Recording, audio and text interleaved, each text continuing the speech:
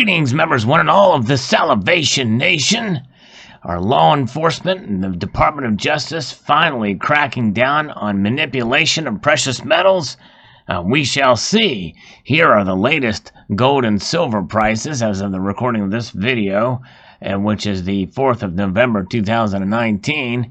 We see that they are down a bit today, and some people may chalk this up to, well, there's more manipulation going down. The big banks want to push down precious metal prices for as long as possible because they know that it poses a threat to their institutions.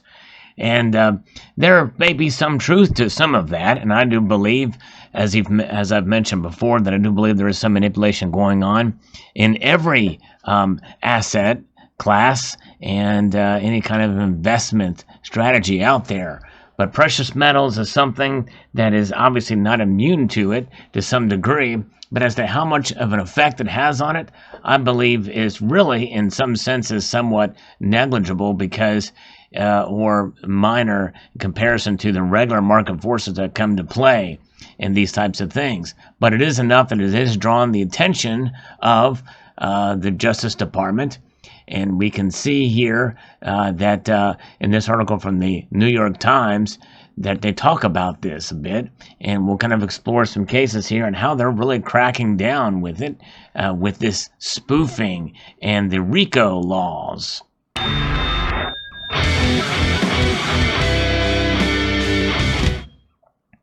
So again, New York Times article here, prosecutors have not brought up a case under the Racketeer Influence and Corruption Organizations Act, or RICO, against Wall Street traders since the investment firm Princeton Newport Partners was indicted in the mid-1980s.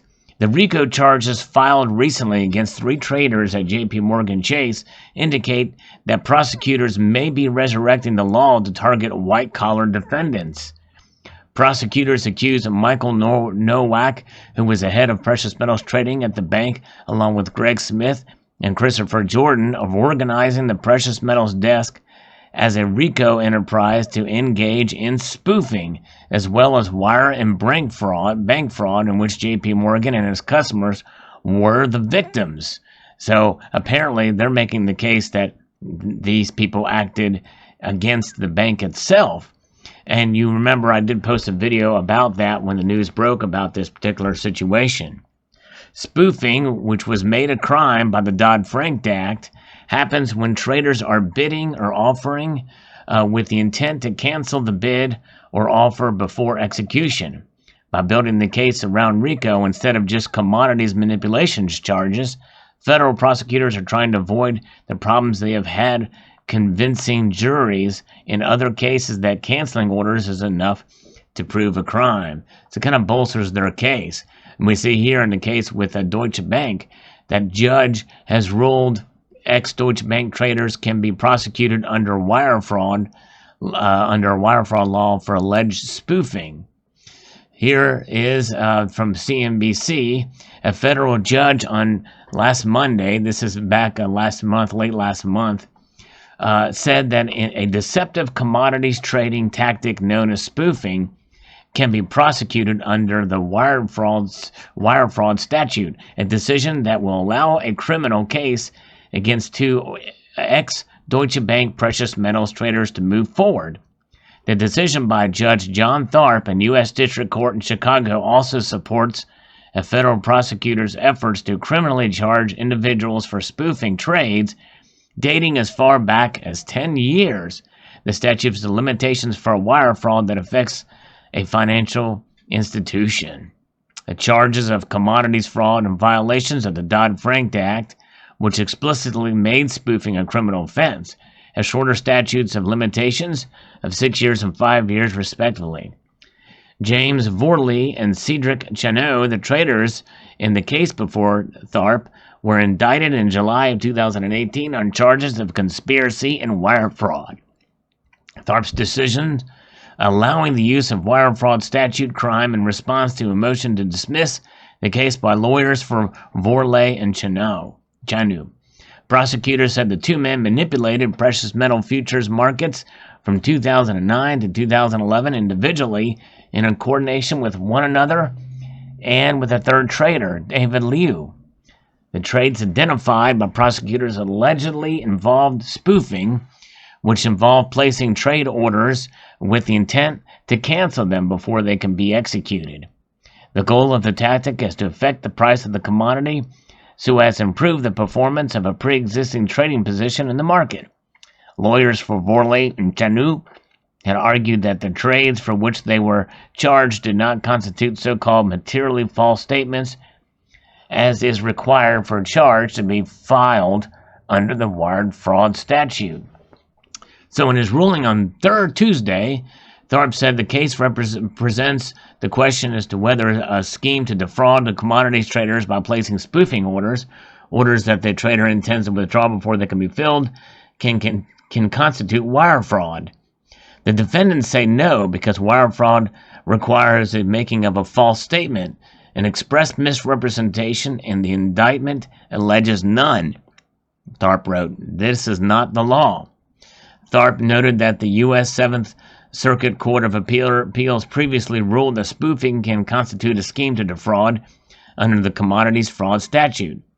As there is no material difference between the scheme to defraud under either statute, the answer to the question presented is yes. The alleged spoofing scheme alleged in the indictment adequately charges violations of the wire fraud statute, Tharp said.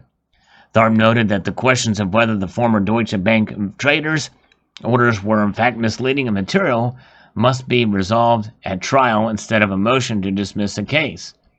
Vorley's attorney, Roger Burlingame, said in a statement to CNBC, "The government's charges have always been and remain absurd.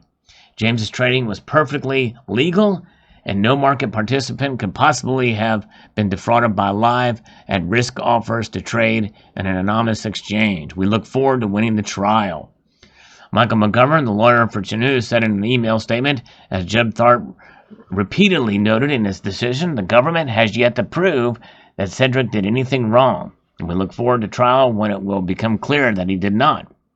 We will continue to mount a forcible defense on his behalf, McGovern said. The Department of Justice declined to comment on the ruling. Liu, who previously worked with Vorley and Chanu as a junior trader on the precious metals desk for Deutsche Bank, pleaded guilty in June of 2017 to one count of conspiracy to commit wire fraud and spoofing.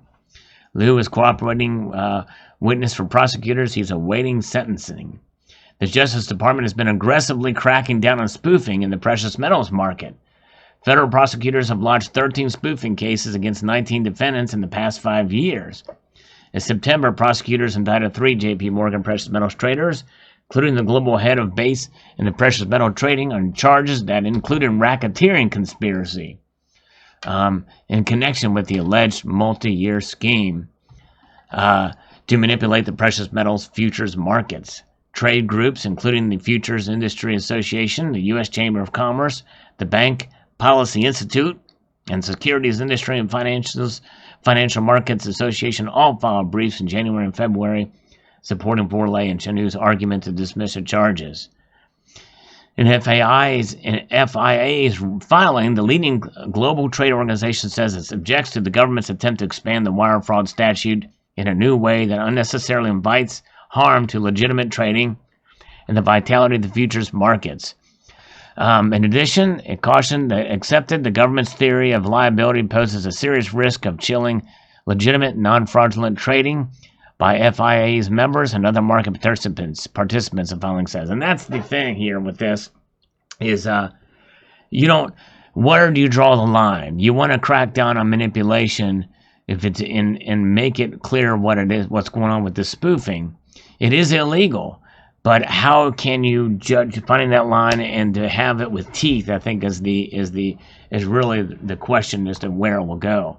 Seeking Alpha also did a portion on this and talked about how a judge has made a ruling in this case, and it is interesting how this is all playing out in Chicago, how it plays out, and his judge did not buy the argument. He said there is no material difference between a scheme to defraud under either statute.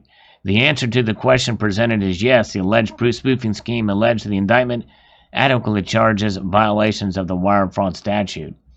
So it's like they're saying that that's what is their intent, what is their purpose in doing this? It is to defraud, to change the price. And so I think if you look at the amount and have the timing of it, I think you can probably make a case for it. But we'll see the RICO charges and the racketeering. I think it's going to be interesting to see how this all plays out in the end. And the illegality of this since Dodd-Frank, I think the law was passed. And looking at the motives of how this thing is occurring, will this change the rules from here on out? How will it affect the price of gold and silver? Obviously, traders are being very careful now, and we can see the prices are going up, but I believe they're going up largely because of manipulation or because of natural market forces. Hello? This is an important message regarding your current credit card account. All right. We have made several attempts to reach you. This is a scam and potato. This is. We are unable to lower your credit card interest rate. Press 1 to speak to the member services So we will take this call and see this is going on. Illegality is happening here, and it's happening right in front of our very eyes on this phone call. Hello? Well, maybe they'll get to us here soon. Hello? Services, how are you doing today? I'm doing great. How are you doing? Fine. And I believe that you are responding to get the lower rates on your existing credit card. Is that correct? That's exactly right. I'm looking to get a lower rate on them. Can we find a way to spoof the interest rate lower? Guess he didn't like that question, did he? Maybe he knows about spoofing. We'll find out. So there you have it. Fascinating indeed. What do you think? If traders are now fearful of this crackdown by the Department of Justice and using racketeering laws and spoofing to really go after this, do you think that's going to have an effect? And even if we wiped out all the manipulation, all the spoofers, do you think that's going to have a massive effect on the price of silver? Most will say yes, especially according to recent surveys, even the anecdotal one that I did, that it will go up. But by how much? If you take away manipulation from the markets, and what do you define as manipulation? Because some people will say that the Federal Reserve raising and lowering interest rates is a form of manipulation too. So it's defining that word as well. Spoofing is obviously one way that has been exposed now in this, but we'll see how it plays out. Post your thoughts below. I'd like to extend a multitude of gratitude to every single one of you for taking the time to watch. Remember, I do post videos every day. If you don't get a notification, you always go back to the channel and see that I have posted there. And I'm going to encourage you to please rate, share, comment, and subscribe.